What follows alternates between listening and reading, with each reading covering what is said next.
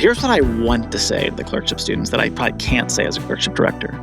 Show up, be on time, pretend to care, be professional, don't cross any boundaries, and you'll not do fine, you'll do great. How to be patient. Welcome back to How to Be Patient. On this podcast, it's a little bit more of a how-to and less on being patient. And we are joined by our great guest, Dr. Mark Mullen. Dr. Mullen is an assistant professor at SLU and also the clerkship director of their psychiatry clerkship for medical students. He hosts this podcast, Psychiatry Bootcamp, which is trusted by academic institutions across the U.S., including University of Wisconsin, Mayo Clinic, Creighton University, and University of South Florida.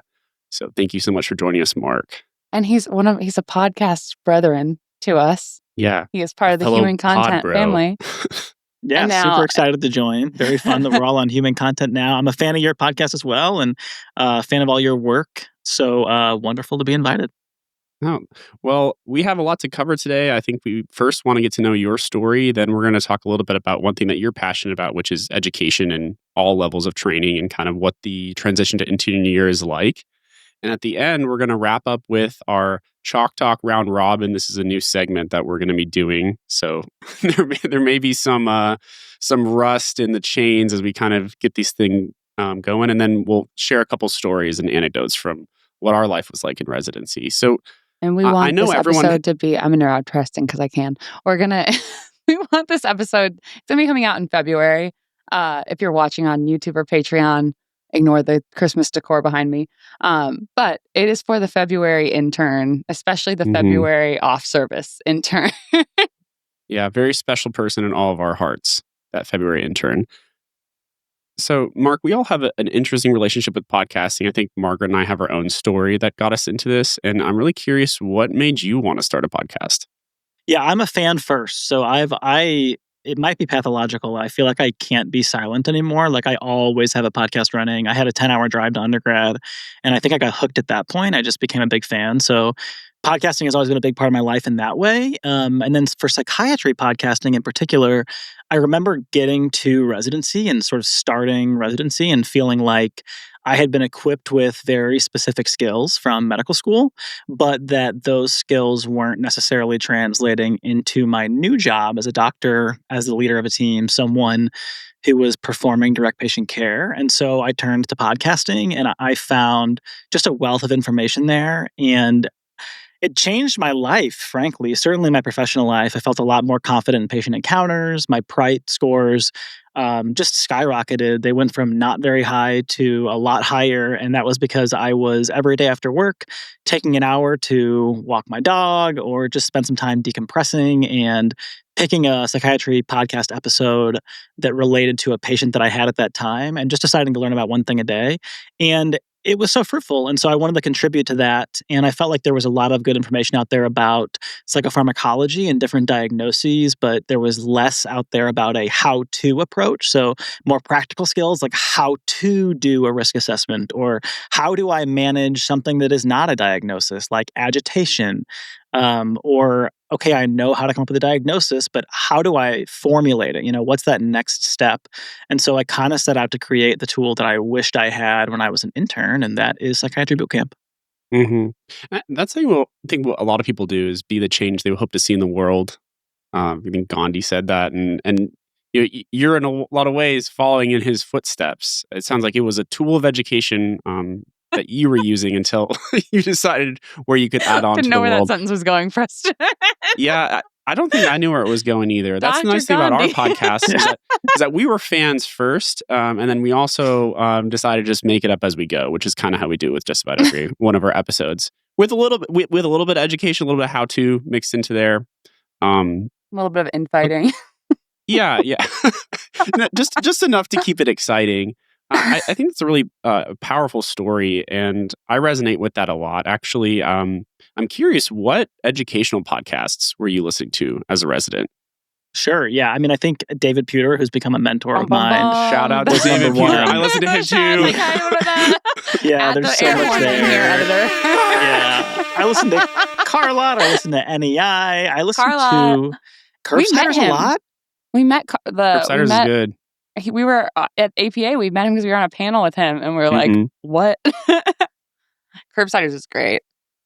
Yeah, I mean, there's a ton out there. When I was a chief resident, I was in charge of didactics, and so I made a spreadsheet of different topics, different diagnoses, different medication classes, and I mapped podcasts that I had listened to and vetted to that spreadsheet, and I made that the on your own part of a flipped classroom model for didactics. And I still have that spreadsheet. I still share it from time to time, but I had a robust residency experience. I think I went to the best residency program in the country, Creighton University. Shout out to Creighton.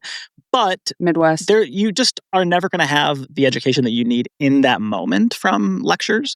So you have to find it on your own. So I think there's tons of good psychiatry podcasts out there, but I got to give a major shout out to David Pewter. I think he told us he would come on, but we're just like, well, we need to. We're slowly working through the we have to unlock a couple more levels yet. Before we bring David Pewter on. So you started the podcast after you graduated residency, I'm assuming, when you were attending. Is that right? No, I started during my PGY3 year. During my outpatient year, actually, for a few different reasons. One, I felt like having a listener go through the learning with me as opposed to me teaching would be extra meaningful.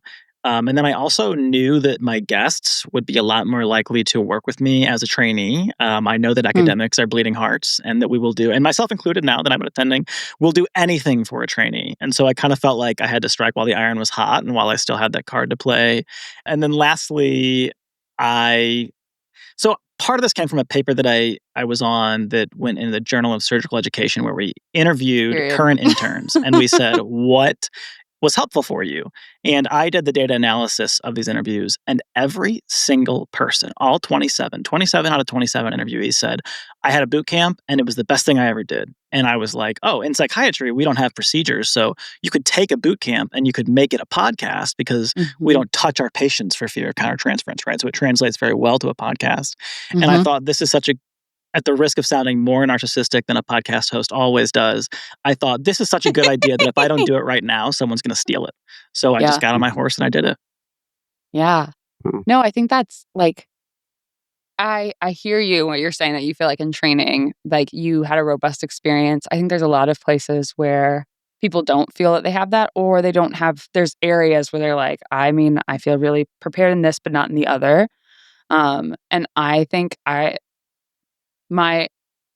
what you've provided and what other people in this space have provided is like, here's good teaching and someone who cares about medical education and has the dual skill of understanding the clinical learning and is relatively close to it, especially when you started, and can figure out a way to make it into a story and make it into like a lesson that makes sense, or give it enough kind of hooks into it that different sorts of learners can get onto it, whether they're a med student, whether they're a resident, whether there are any other healthcare professionals that are just like related to this, I think is really, really great.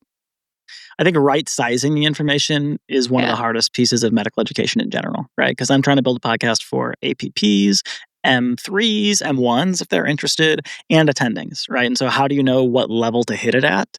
And so I tried to have kind of a layered approach, but I totally agree. And I think that's a good transition to kind of one of our early topics today, which is how do you navigate this transition as you kind of go up those rungs of ladder from learner? Because, when you're saying like, how do I make the right bite-sized piece of information to dole out to these audiences? Well, those audiences are also dynamic. Like, I think I learned differently when I was an M1 from when I'm an M3 versus an intern versus now a PGY3. And eventually, knock on wood, a fellow, just like Margaret, and then God willing, and attending someday, I'll have a different relationship with information at each of those stages. And today we're kind of talking about the transition from med student to resident. So what changes do you see in how we like have to learn or consume knowledge when we kind of make that first initial jump to becoming an MD or DO? I remember being relieved at the transition in primary objectives from medical student to resident, because I feel like and felt like as a medical student, your primary objective is do really well, be really successful, match into the residency program of your dreams. And part of that is just wanting to succeed professionally. Part of that's also, I think, really reasonable. It's geographical. I have a family here and there's only one program in town. And so I have to work my tail off to match with that program. And so it becomes a game of who can be the best, who can score the most points, who can get the best evaluation from the attending. And that objective is different than how do I become a great doctor? How do I serve my patients? How do I live a meaningful life and also practice evidence-based medicine? And when you get to residency, the evals matter, but a lot less, right? It's so much less of a rat race, and you're the one making the clinical decision, so it's a lot more meaningful. When I think back to medical school, I always felt like I was standing in a corner trying to hide my personality and do well on standardized exams. And now as a practicing doctor, that is like the furthest thing from what I'm doing every day. I'm having really intense conversations with people that often really don't want to talk to me or are talking to me about information they would much rather not cover. And so it's kind of a whole different skill set.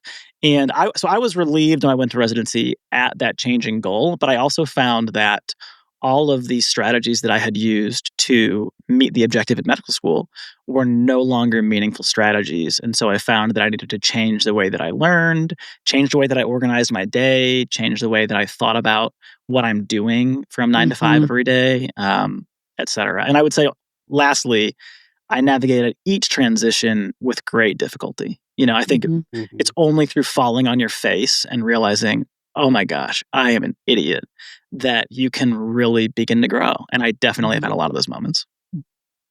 Yeah, I remember as a third-year med student, I would start to filter stuff down to like what is relevant versus what is not, because your bottom line is so strictly like, how do I get into this next exclusive club? And like there are jokes, that there are memes about it. You'll see where like, is this high yield or not? Like, am I going to care about it? And residents will try to say like, oh, but like this is important for doctoring. And as a student, sometimes your blinders are on so much. You're like, I get it. And like, I almost appreciate ethically that it's important, but like, I'm tucking this away because I need to think about my shelf exam. I need to think about step 2.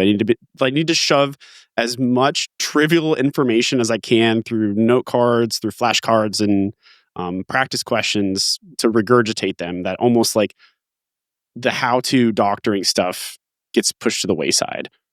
I think about the transitions and I feel like I've told my like people who are a couple years younger than me, or when I was like a 4th year in med school, but even in residency as like a chief last year, that I had the experience that every transition was into something better in terms of like, I like loathed the first 2 years of med school. There were parts I didn't like about the judgment 3rd year, but I was like, I want to do psychiatry, like whatever. And then getting into intern year and then fully into psychiatry was like, I think going into med school and being like, I'm like pretty sure I want to do psych, made it be like, okay, like I'm not doing histology anymore. Now I'm just in this. And I remember like switching to intern year, like my program was 6 months and 6 months on psych, and then either internal medicine neurology or like peds and pediatric neurology if you were child track, which I was. And the reason we said February intern at the beginning of this episode is because I feel like February intern year in psychiatry, in any intern year, but also in psychiatry, is like when you're starting something over brand new that everyone else around you is good at already. And I think that transition in psychiatry, and probably, does any other specialty do it that way? Because neuro has a full year, right? I think we're only like I don't know, half TY year. Yeah. So I remember showing up to peds and being like, we're like on a like super specialized peds floor in like rheumatology. This is like 2021. So like MISC, which was like Kawasaki's after COVID, was like this huge brand new thing that I didn't know what it was. And I stepped in and these are like month 7 interns. And I was like, so I've been doing brief therapy and talking about like antipsychotics with like average age 40-year-old man in an inpatient unit. So I don't know what's going on. I remember on my internal med rotation, we had a patient with COPD, and I presented the patient and I said something to the effect of like, this patient has gold stage 3 COPD. And I think I just read it, in the chart. And the attending was like, oh my gosh, that's wonderful. Like, tell me what that means. And I was like, come on, really? Like, I don't don't You're like, know. it's worse than stage 2, but not as bad as stage 4. I'm like, it's not platinum, it's not bronze. I don't, whatever. I don't know. Yeah. It's number 1. Yeah. Yeah. What's his meld score? Yeah. Yeah. So I think at this point, our listeners are hearing this. They can be in this intern transition. They can also be in these other transition points we're talking about. When you are mentoring people, and I'm curious, Preston, for you, what you think about this question. Let's say you meet an intern for the first time, they come on your service, or it's a brand new third-year med student who hasn't been clinical before. You're meeting with them and they say to you, it's February or it's like, week 2 on psych, whatever. I'm struggling with this. I wonder what you would say to the intern and then what you would say to the med student transitioning into their clinical year. Preston, do you want to bite this off first? Sure. Yeah, I guess being the most proximal to intern year.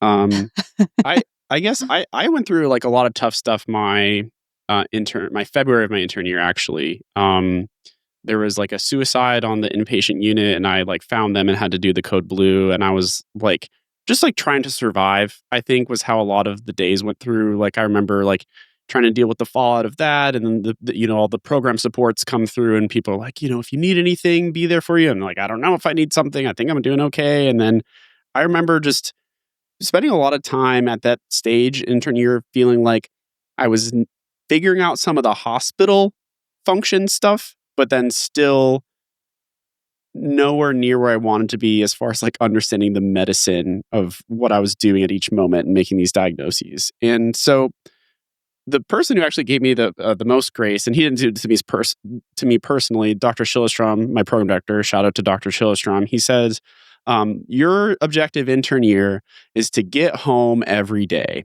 Mm-hmm. If you make it home at the end of the day, you have succeeded each day of intern year. And I would really resonate with that because you are trying to learn, you are trying to drink from the fire hose, and it's all this stuff that has nothing to do with medicine. It's like, how do I get this bed order transfer in correctly to the EMR so the patient actually goes from the ED to this unit? Like, that's what I'm learning about. And if I made it home and nobody died, like, nice. So if someone was like coming to me and they're really stressed about learning during their intern year, the first thing I would say is like, are you making it home every day? You are? Awesome. Good advice. And almost just let it go after that. I think that's brilliant. So how would I advise an M3 and how would I advise an intern? I think I'll start with how I would advise them is different depending on where I am in my career. So the way that I would interact with a medical student when I was a resident is a lot different than the way that I interact with medical students as a clerkship director. And I think boundaries. It has to be. I think it'd be super manipulative of me, right? Like, yeah. Thank you, Margaret. Thank you. Shout out. Yeah. And part of that was trial and error, right? I mean, I as an attending, I've had to have some, first of all, I'll say, in defense of all the attendings out there, giving feedback sucks. No one likes to give feedback. It's super hard to do. It's really hard to do it specifically. You have to do it. That's why people are there. And you have to not only give formative feedback, how do you give better, but summative feedback. What's your overall grade relative to your peers?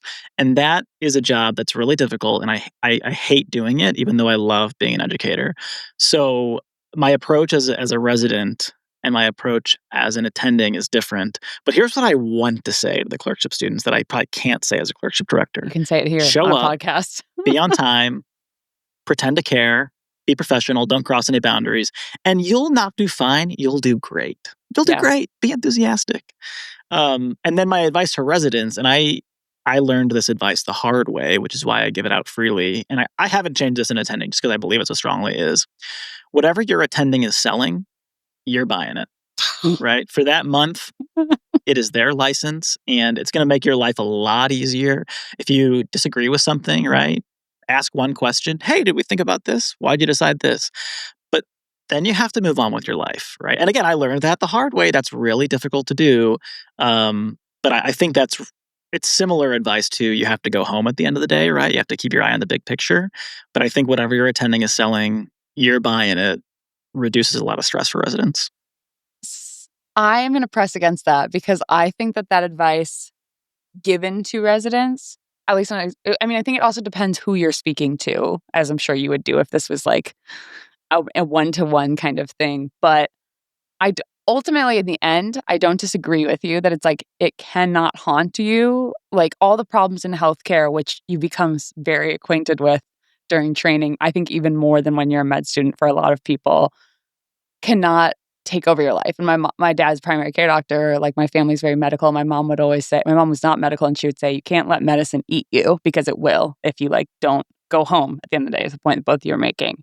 And I think like depending where someone is, like I feel the skills that at least what I think about in med school and then even getting into med school are so much about performing to do well and like externally showing something. And depending on your personality type and how early you start med school in terms of your like own personal age and maturity levels, that like the ability to even recognize that like, hey, someone's doing something that is not, it's not like it's abuse. It's not like it's definitely bad medicine, but you can hold like, what can I learn from this person, whether I agree or don't agree with them, and hold that like, there may be part of you that is reacting like that is right. And like, we should have places for you to explore that little voice too.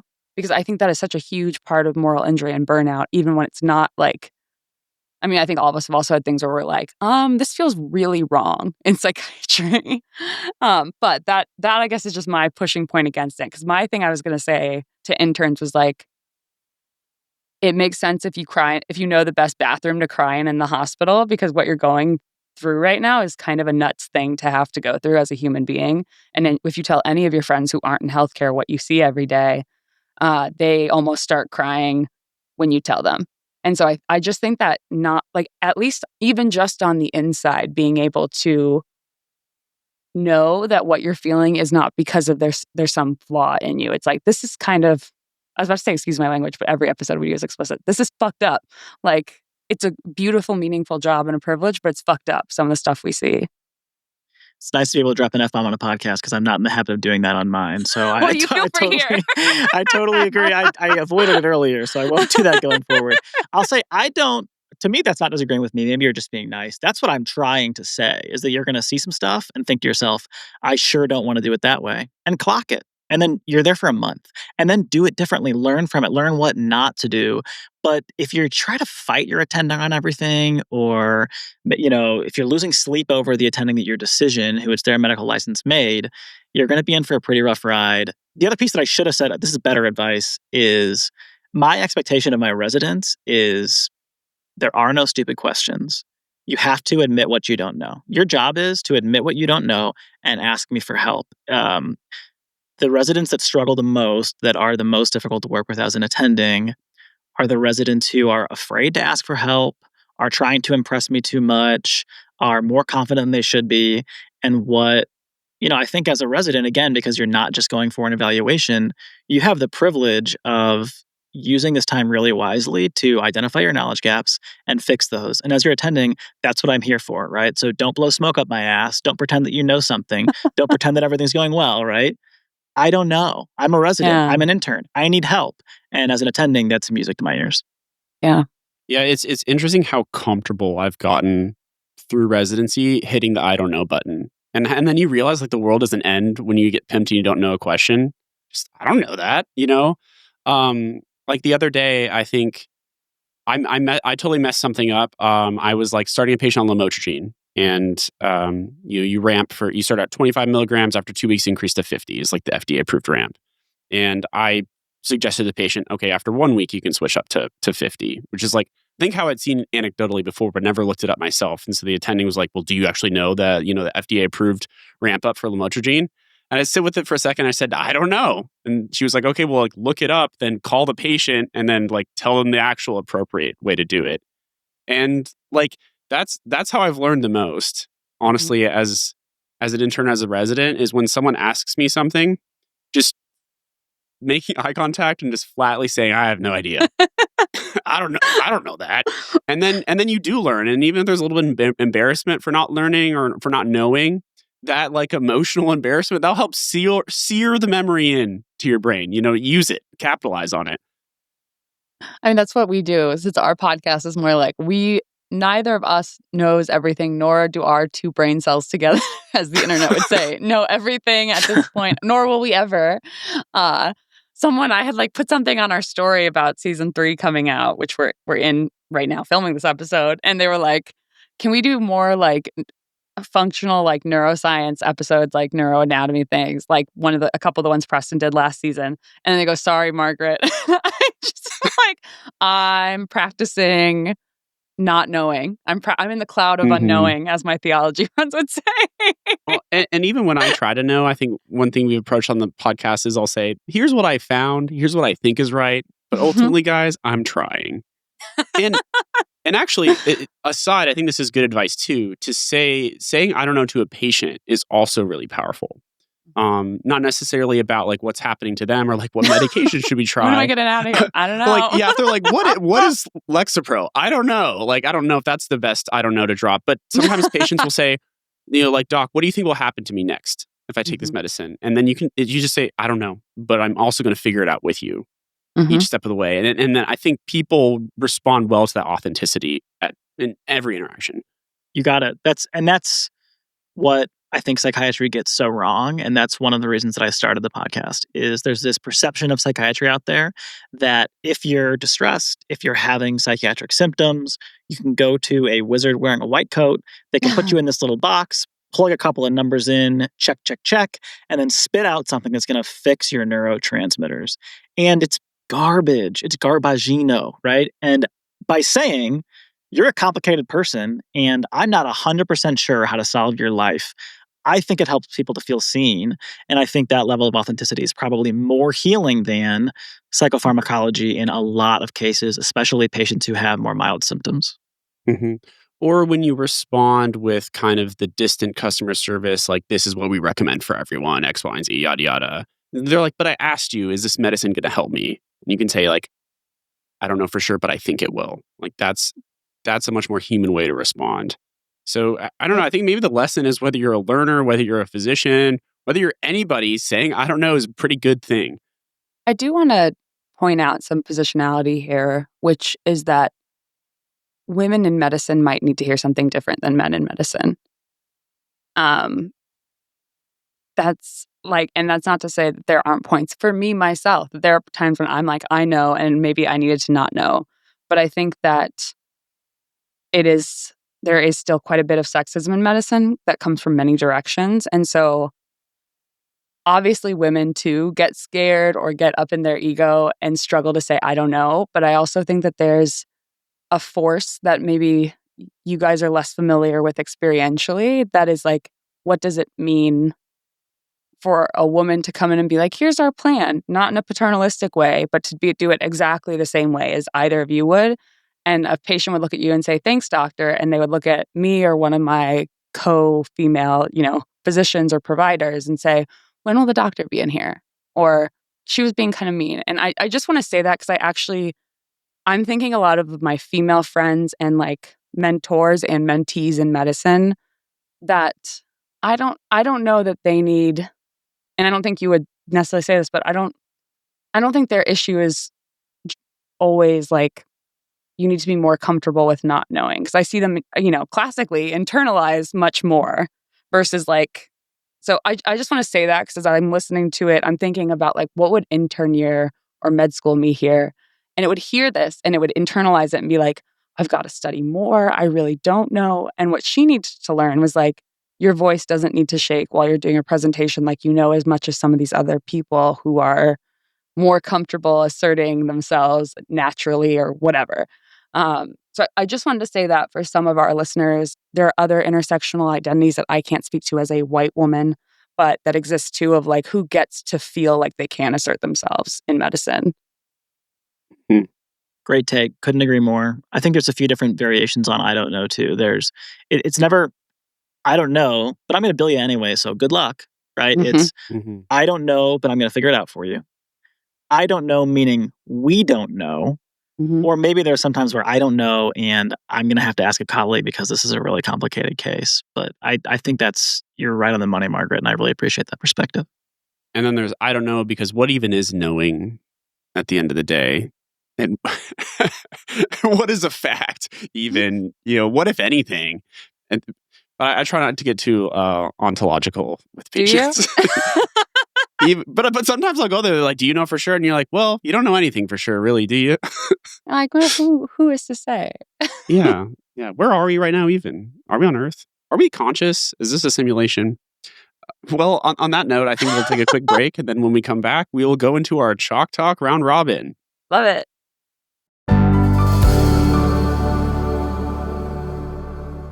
You tolerate so much during the day. And if you're anything like me, the last thing you want to deal with when you get home is uncomfortable bedding.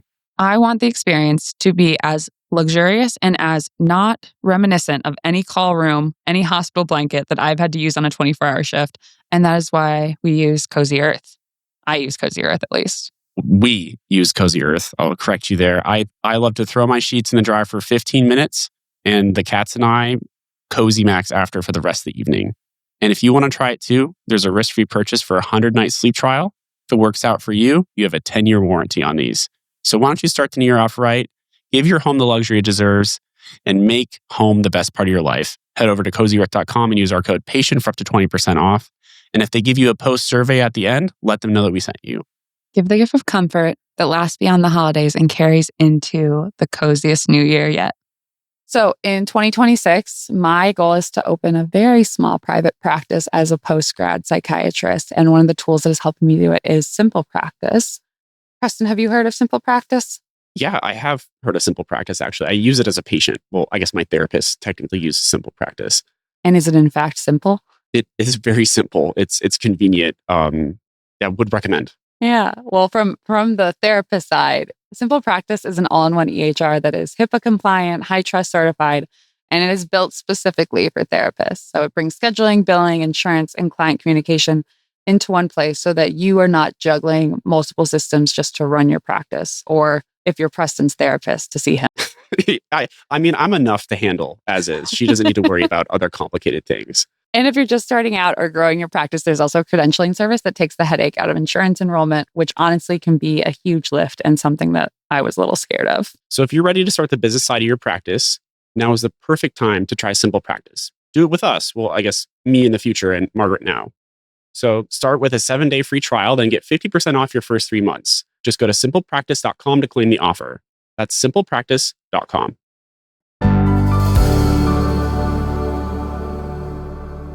Okay, and we're back with Chalk Talk Round Robin. This is the first time doing this segment, so get your chalk and your board out because we're doing some talking. Yeah.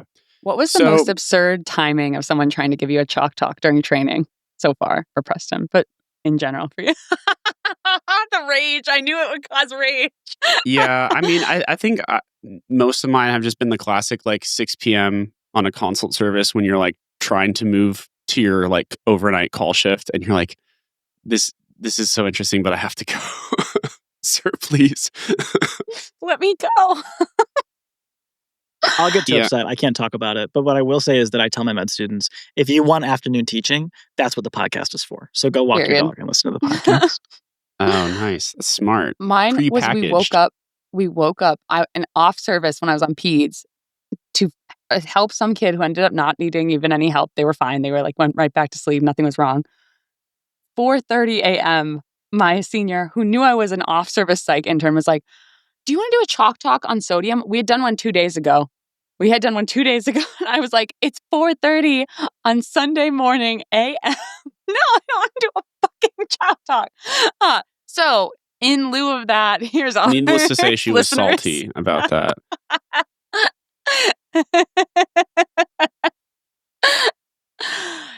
Okay, Preston, explain your idea because this segment's yours. Wait, I did have a pretty rough one. So I've been awake for 24 hours and I'm like presenting after my call shift. And I said, this is a patient that came in, they had a suicidal gesture.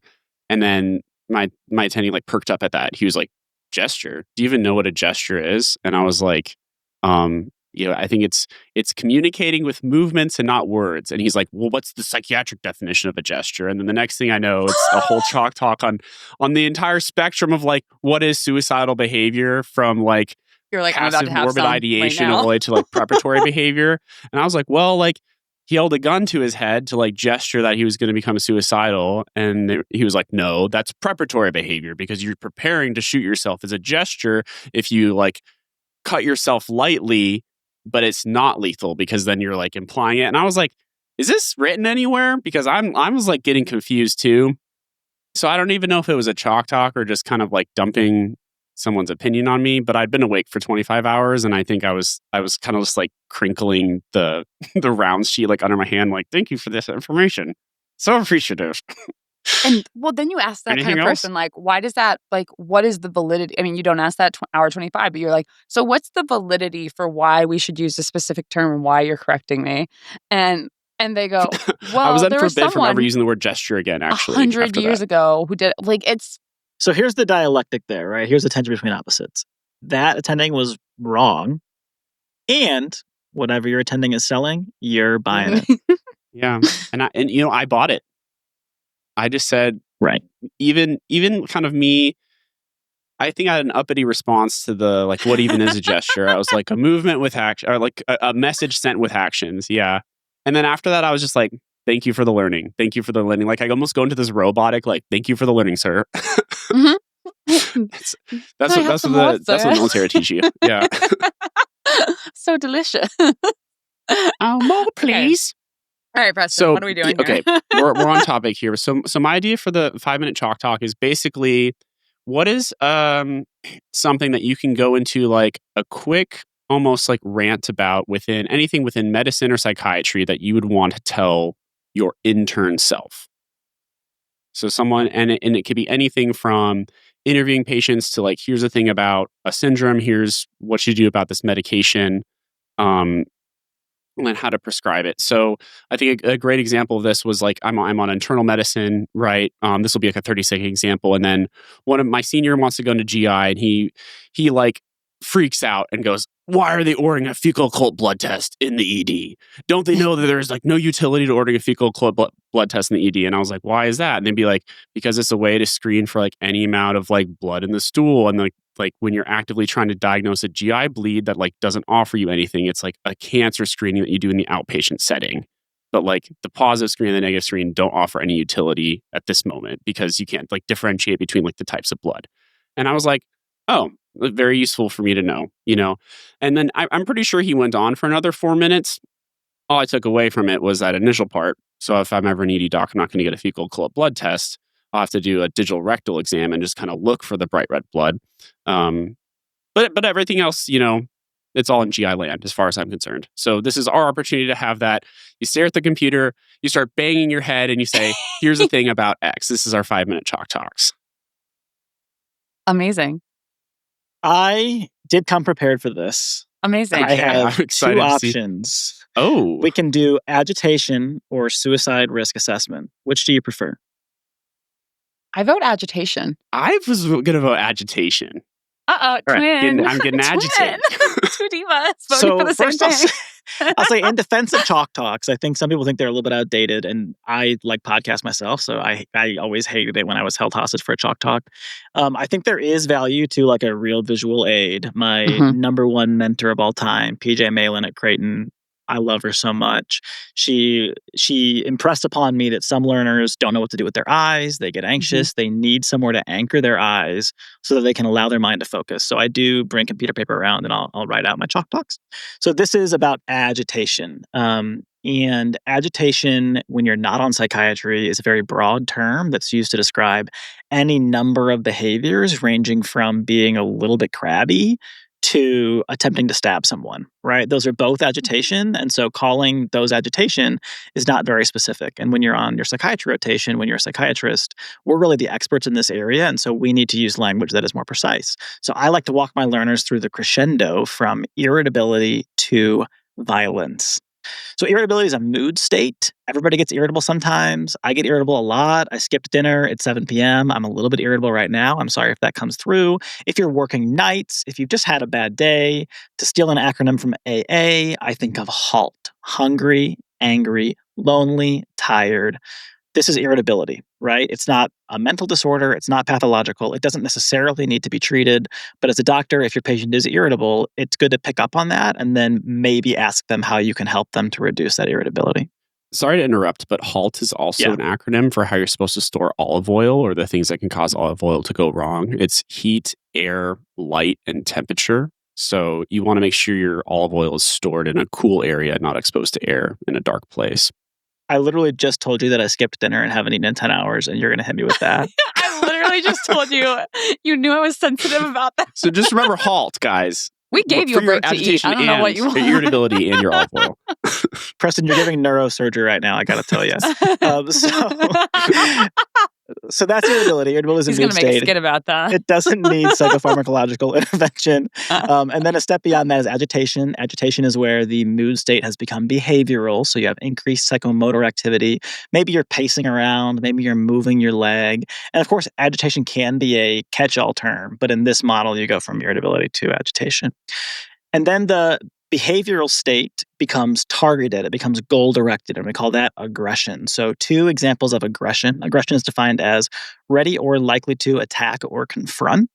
The 2 key examples here, one would be threats. If a patient makes a threat, like either you let me out of here or else this, that would be aggression, right? There's no question if the patient is ready or likely to attack or confront. The patient just told me they are ready or likely to attack or confront, and so that would be aggression. The other would be posturing. Stands up, makes a fist, drops one foot behind the other. That's an aggressive act. And so when I'm documenting that, I'm not documenting this was agitation. I'm documenting this was aggression. And then the final step is violence. And this is a pet peeve of mine because it's hard to define violence. If you look at 10 different psychiatric sources, 5 of them will say violence has to be directed toward people, and 5 of them will say violence can be directed toward objects. And that's my preferred definition. So if you are throwing your IV pole across the room, that's violence. If you throw your remote at the TV, that's violence. We don't have to actually wait for you to try to harm someone to call a behavior violent. And the reason these terms are so important is they guide our treatment plan. So I'll skip to kind of the final point of the chalk talk. Sometimes I talk through like various verbal de-escalation strategies and various psychopharmacological approaches.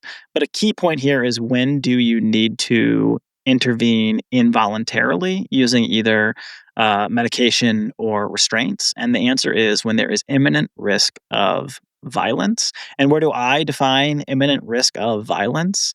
I make it very easy for my learners. It's right here at aggression. Once we've passed into aggression, we are ready or likely to attack or confront. And so there's an imminent risk of violence, and I'm going to need to intervene. And so I think that this framework makes those really difficult decisions about when do I need to intervene involuntarily a lot simpler. It gives you a mental model to make those decisions. Mm-hmm. So in our documentation, we're often asked for agitation recommendations.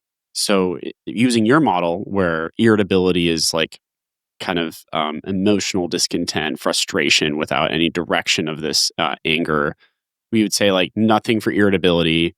And then for aggression, non-redirectable aggression, or aggression that's non-responsive to verbal redirection, then we'd offer recommendations and almost like do away with the terminology of agitation.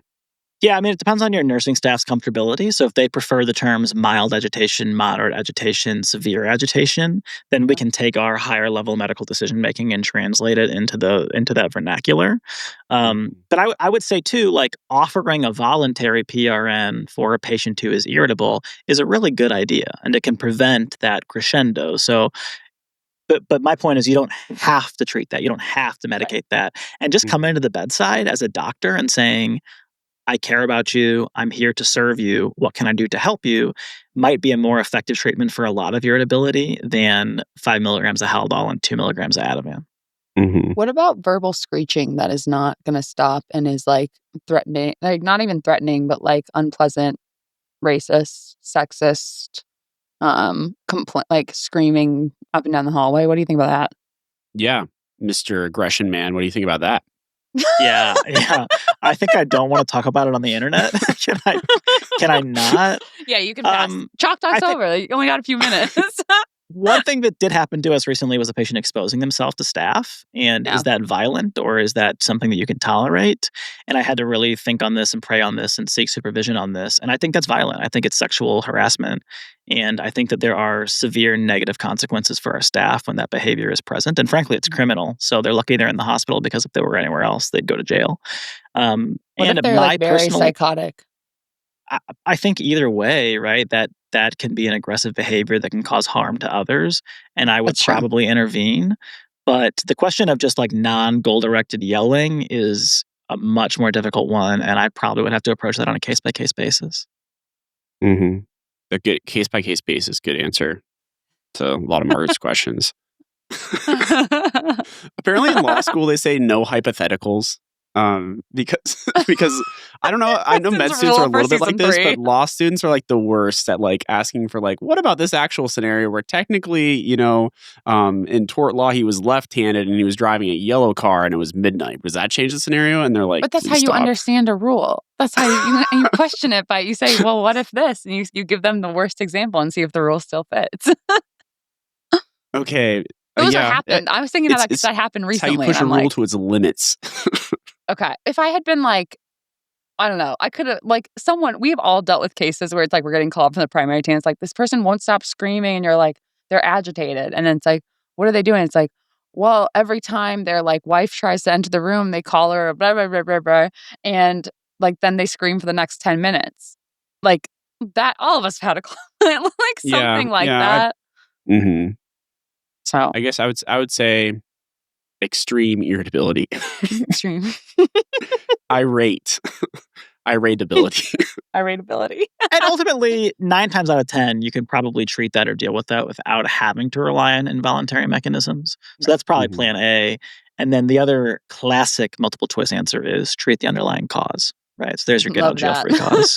Dude, that's love that answer. So cheeky when we do that. We're like, they're delirious. What do we do? Treat the underlying cause. Morons. What do you want us to capacity for what? Okay. So Margaret, you or me, who wants to do the next chalk talk? I'll go.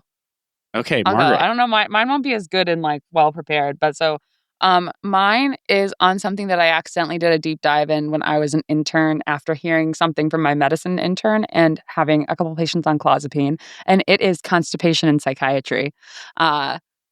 We'll say inpatient, but it comes out honestly just inpatient, outpatient, what have you. So this is my annoying style of teaching that is useful, but people don't like. If you guys have a patient, which, I have a podcast, so I can do it to you too on air. What is your go-to if you have an outpatient who comes in, let's say, and is like, doc, I don't know what it's been, but I haven't had bowel movement for 3 days. They don't have any abdominal pain. There's not any blood, so they're not vomiting. Da da da da. They, kind of had this a little bit before, and then you started them on a medication a couple weeks ago, and they didn't pick it up until last week. How does the conversation go from there? What kind of things do you ask about or think about as a psychiatrist who's not an internal medicine or GI doctor secretly, presumably? But this comes up quite a bit if you ask about it. Guess I'm asking about the regular pattern of bowel habits. For some people, it's normal not to have a bowel movement for a day or two. I'm definitely asking about abdominal pain, abdominal discomfort. I'm asking about their diet, if they have any upper GI symptoms.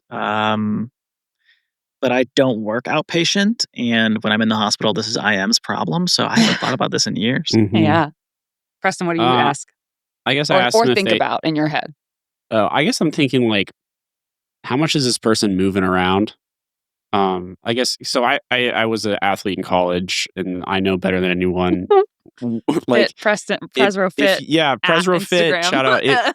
Nothing clears your bowels like a brisk walk through the neighborhood or a jog or something. Like if this person's like up and moving around, I kind of like try to ask about that, and then if they're like having issues eating or like wanting to eat. So if their appetite decreases, they're not going to be having bowel movements. Like the whole system's probably going to start slowing down. So those are the only other things I would add on. Neither of you asked about our medications, which a lot of them do cause constipation. So what medicines do you think about that may cause constipation that we as psychiatrists prescribe? Clozapine. Yes. Amitriptyline, paroxetine, anything anticholinergic. Yeah. Olanzapine's got some anticholinergic activity. Trazodone. First generation antipsychotics for sure. Yeah. So a lot of our medicines have mild to moderate, in the case of clozapine, severe. If we were working in addiction psychiatry, obviously we would be thinking about that with things like Suboxone, methadone. But you're right. Anything with kind of loading from the cholinergic side is going to cause this. So let's say this person's been struggling for years and you finally, you are the best, most magnanimous, most informed from all the podcasts you listen to, psychiatrist, and this medicine finally works.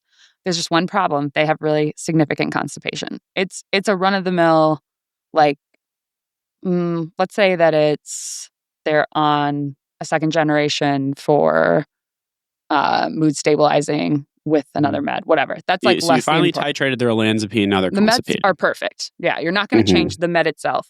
How would you help them reduce their side effects or deal with this constipation? And you cannot say, call IM. Okay. How would you explain this to them, why it's happening? Well, I would say that here's the thing. Olanzapine does a great job of blocking those receptors that make you psychotic, but it also hits some of the receptors that keep your gut moving along. It's that acetylcholine. So the way your gut moves your stool along is that it injects water into it, and that helps it pull out. So right now we need to get more water into your stool. So I would kind of use that to say, this is why I'm going to start you on half a packet of Miralax in the morning. If that doesn't work, go to 1 packet of Miralax a day. If that doesn't work, do 1 packet of Miralax in the morning, 1 in the evening. I would stay away from Docusate and Senna. I don't think that's that effective. Why would you stay away from Docusate? Because Docusate, it's like a sucralfate or something. It essentially just coats the lining of the stomach and the intestines, but doesn't actually have any osmotic function that's going to pull water into your stool to get it moving along. So motility. I'm not wasting my time with that. I don't know how Senna. I don't remember Senna's mechanism. Senna does work, but you're right. That Docusate or Colace does not work. So things that I think about with people. So let's say the meds are right. Meds are perfect. Preston, you were right on.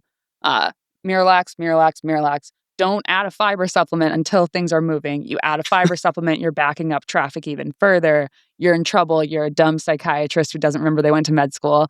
That is my internalized voice when it comes to this. I think that is a step that we should be appropriate with. If we're moving beyond, it's like, obviously, if there's any acuity to it, that's not our job. If there's any super acuity, then you go to the ED, but talking to their internal medicine doctor is important on this. But I do think we should be able to handle some of these basic things of, are they moving? Like, what are some broad things about their diet? Like, eventually, do they eat enough fiber or kind of like bulkier foods that help form stool? And then not prescribing Colace and understanding that it's Miralax. Some of the things you were saying, Mark, of like, what are the usuals? When do we need to be worried? What do we ask about?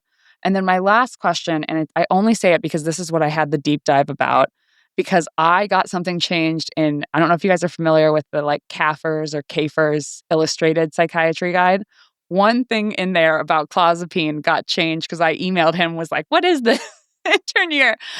Clozapine impacts, there's so much constipation because clozapine actually has some like mu opioid blocking, and it causes constipation in the same way that opioids do. So the reason I say this is because I went on this deep dive where I was like, well, does this secretly work for psychiatry? And like, we should have Colace in here because they had Colace in it before. And I went deep into the palliative care and opioid research to find out no. And so now there's no Colace in the CAFR's guide to constipation on clozapine. And the other thing I always do, I agree with you on visuals, not just for learning, but for patients, which is like, I'll draw them just like a tube and be like, okay, so this is your stool. Right now, Preston, like you're saying, it's kind of dried out. We want water to osmose kind of through and into it so it'll move and isn't just like a hard rock. We want water to do that. Miralax helps bring the water in. Things like Senna and some other things help increase the motility and the contraction and movement in the wall. And Docusate does basically nothing by studies. So when you do all these things, and then you add the lifestyle things of walking, and eventually you say, let's slowly add fiber, please, for the love of God. And I think about this because eating disorders, their guts are slow. Like a lot of them have motility issues because it's like been down-regulated in terms of function. So I think that's a lot. There's more complex things than that.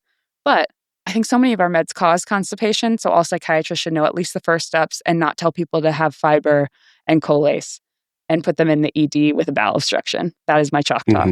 The end. It's a good chalk talk. Docusate is canceled. Canceled. Yeah.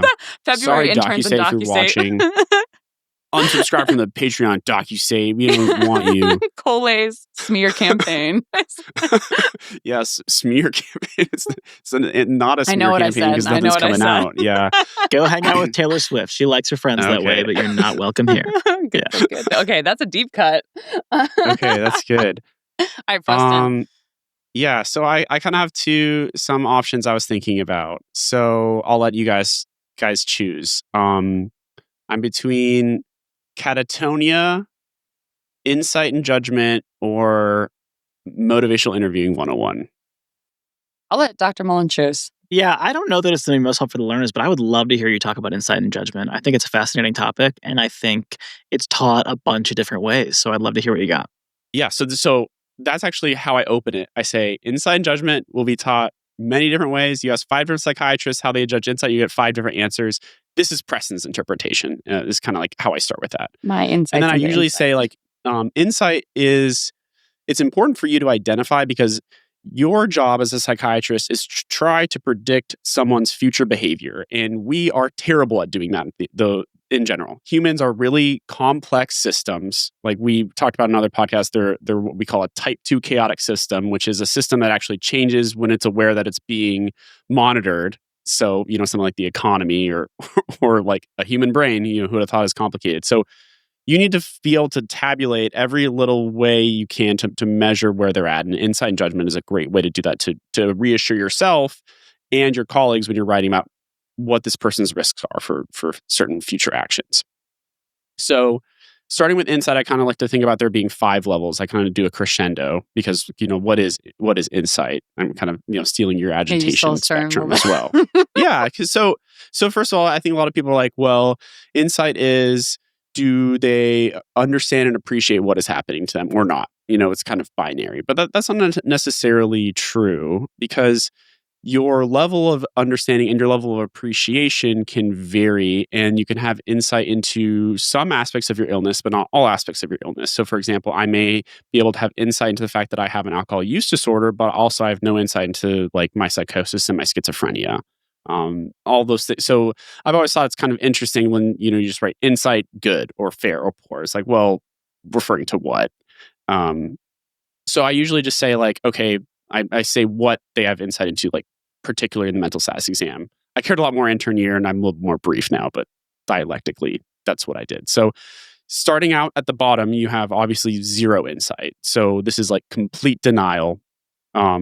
Classically a delusion would fall into here. So a fixed false belief that you have 0 insight into, complete denial, which means you can't entertain the possibility of it ever being true or ever being the opposite of true. So I'll say that to students. I'm like, okay, so do you think this patient has a paranoid delusion about they're being followed, or I think they're just anxious? And they're like, I don't know, they might just be anxious. And you go up to the patient and say, do you think there's any world where there is a single possibility where the FBI is not following you? And they're like, no, that's not possible. I can't even consider that. Can't even comprehend that. And then you kind of look back at the med student like, see, that's you do that to your that's med complete students? denial. No, not really. But afterwards we'll come out and be like, okay, I'm not trying to dunk on you, but I'm trying to say there's just picturing you being like interesting. Yeah, fascinating. But that this level of delusion, when you're in denial, that's going to guide your future interviews with that patient. So as an intern, I remember I spent so long trying to talk with someone. I'm like, if I just give them more information, I'll break this delusion. I just gotta explain it right. I just need more time. Darn it! I don't know. Nursing staff get lunch can wait. I've got explaining to do, and it's just not true. I had one of my great mentors. He teaches therapy at a residency program. He did 7 years of research, applying therapy to psychosis, and that was one thing he told us too. He was like, when someone's in that delusional state, no amount of talking will do anything. So that's actually one thing that if you can take that denial part initially and you identify they don't have insight, then you can kind of save your breath because you're realizing okay, I'm not going to be able to get a foothold. I'm not going to be on this rock wall to start climbing up on it. But then moving up a little bit, so going from no insight to poor insight, is you can identify a problem, but where that problem is coming from is being attributed to everything else externally, if that kind of makes sense. So I think a great way to look at this is with like substance use, for example. So in denial would be like, I don't have a drinking problem. Like, I just like to have fun, that's just it. But then when you get a little bit of insight, you might say, oh, yes, I acknowledge that my DUIs are like making it hard for me to do things, and I got let go from my job, but it's really just because, I wouldn't got that DUI if Mark wasn't just like such a douche who let me at the bar. And, I really lost my job because my coworkers ratted on me. Like, what's their deal? It's like no one around me supports me. So like, yeah, I get like the drinking's an issue, but it's just because everyone around me is just like hanging me out to dry. Yeah. Yeah. So that's like they've gained some insight into it, but they're externalizing everything. And I think that's important for you to kind of acknowledge that you can both give the patient credit for realizing there's a problem in general, because I think a lot of people will bristle at someone blaming their issues on other people, but you need to acknowledge that this person can recognize they have an issue. Like, that's step one. So that's a positive thing. Then the next stage in insight, I would say this is still kind of in the poor range, is you can identify a problem, but you don't know where it's coming from. So it's, yes, I've like been getting so much trouble drinking, and I don't know why. Like, I don't know why I keep getting these DUIs. I don't know what's happening. I lost my job, and I just can't stop. So that person who's kind of at the I don't know stage, they have more insight than the person who's externalizing. They're more open to counseling, or they're more suggestible to new ideas. And then the step after that is now they appreciate that there's a problem, and also that they have some agency and some contribution to that problem. I realize that my drinking has led to negative effects in my life.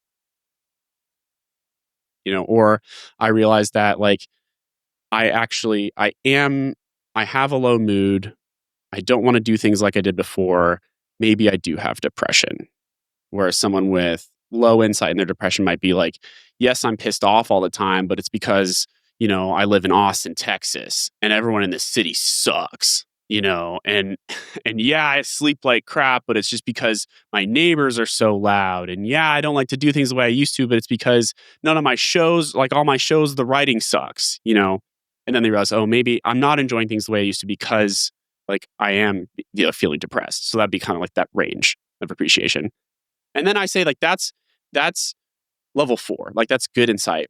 But like to get to kind of great insight is you have to have that appreciation that there needs to be change, which is kind of like what goes into like the judgment part of it. So I appreciate that there's a problem. I appreciate that I have agency somewhere in that problem. And also I'm going to modify my future behavior to change that problem. So like that's the person when you kind of start going into like that preparatory behavior change. So I say like that's kind of like the highest level of insight that you'll see.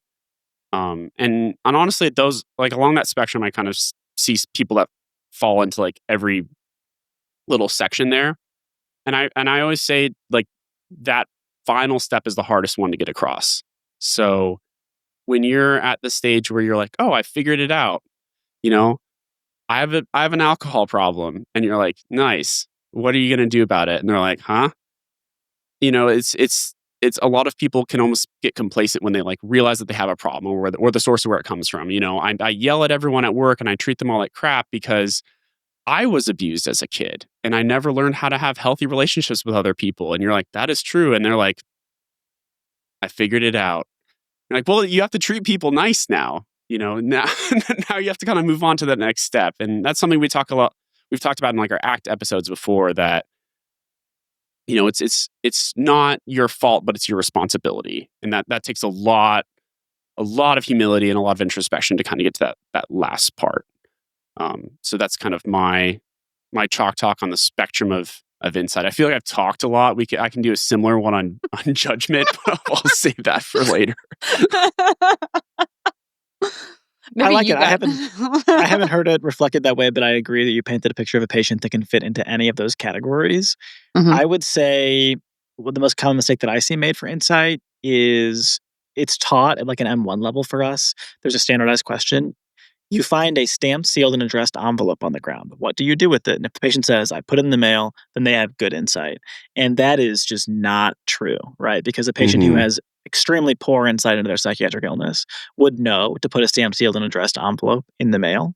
So I feel like getting medical students to understand what insight is is sometimes half the battle. And then the other half of the battle is, once I know what it is, how do I stratify them along these different words that we use? And I've never heard that explained well until now. So thanks, Preston. Oh, thank you. You had me until stage 5. The first 4 I agree with. The 5th one, I feel like it's merging into sort of judgment / motivation that I don't know that I would think about with insight. And I recognize you said this is my view of it, but I do agree with you on the first 4. I just think someone could actually have very good insight and like their motivation might be down because they're depressed. And like they still can have I don't know that that's like an alteration of depression that is like a blunting of insight as much as it's like if someone has narcolepsy, they don't have enough energy to like do everything that they need in a day, but they know how to do the things. And so in this situation it would be like they have the insight into what they need to do and what they'd like to do and what's going on, but they don't have they are apathetic from like the anhedonia or something. But I could see an argument that the anhedonia is yeah. Yeah, no, and I've like gone back and forth on that a lot because that's usually the criticism I get when I kind of share this modality. And I guess my justification of it is that like true insight is realizing that there is a need for change.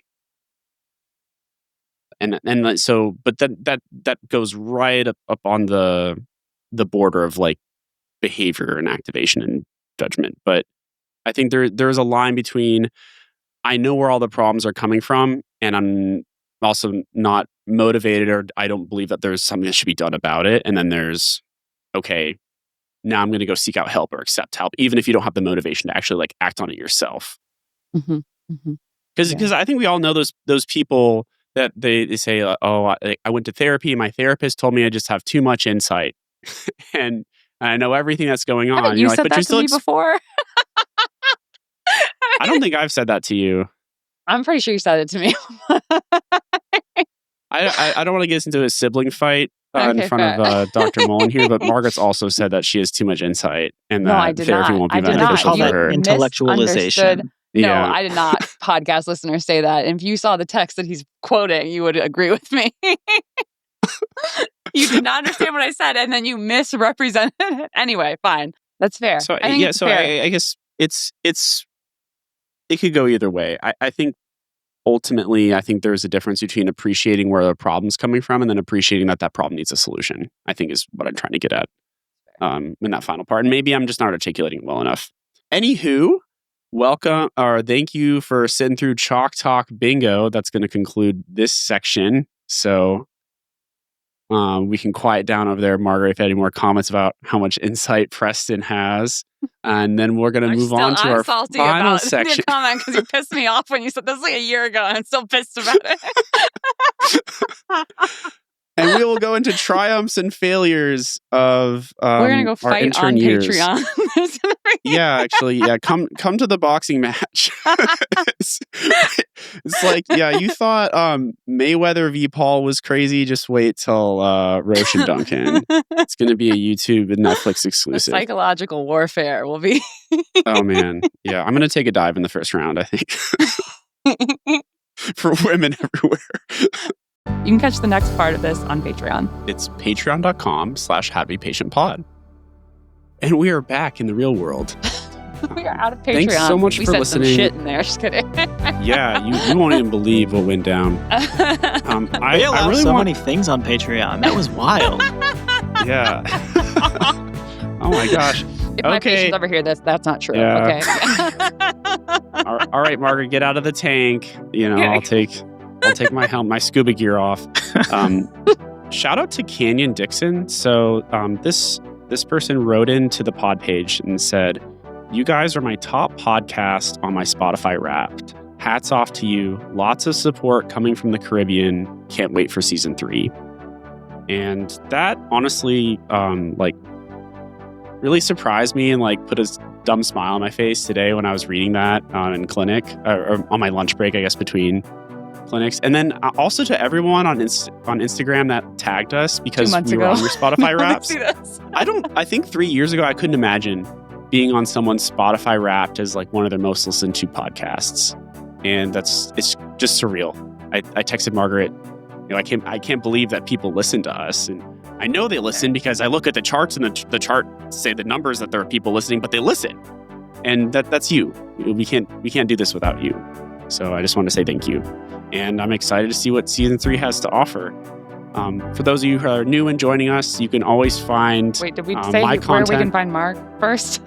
Oh, well, Mark, we're going to say Mark for the end so everyone remembers where to find Mark. Okay. Good idea. Yeah, you can find me at It's Presro on Instagram and TikTok. You can find Margaret at Bad Art Every Day. She's also on Substack. She's got a new journal out on Etsy. Girl, it's 3 months now from now. But thank you. Thank you for your support, as always. She's got a journal that's been out for 3 months on Etsy, you know. Thanks again for listening. We're your hosts, Preston Roche and Margaret Duncan. Our executive producers are Preston Roche, Margaret Duncan, Will Flannery, Kristen Flannery, Aaron Corney, Rob Goldman, and Shanti Brooke. Our editor and engineer is Jason Portizo. Our music is by Omer Benz V. And our wonderful guest, Mark Mullen. Where can we find you? You can find me on TikTok and Instagram at Psych Bootcamp. And where can they find your podcast? Anywhere you get your podcast, part of the Human Content family. So we're all in this together. Q, we are family. Anywhere you watch. We're on YouTube, we're on Spotify, you name it. In the new year, we are going to start a beef with you and Psychiatry and Psychotherapy podcast. So watch out for that. Good. We're very excited for the first ever psychiatry podcast pop cultural beef. Don't know what it's going to be about yet, but we're going to go to St. Louis and TP your house, probably. I revealed that already as the first plan. But we'll do something else. To learn more about our program disclaimer and ethics policy, submission verification, licensing terms, and our HIPAA release terms, go to howtobepatientpod.com or reach out to us at howtobepatient@human-content.com with any questions or concerns. How to Be Patient is a human content production. And so is Psychiatry Bootcamp. Bye, guys.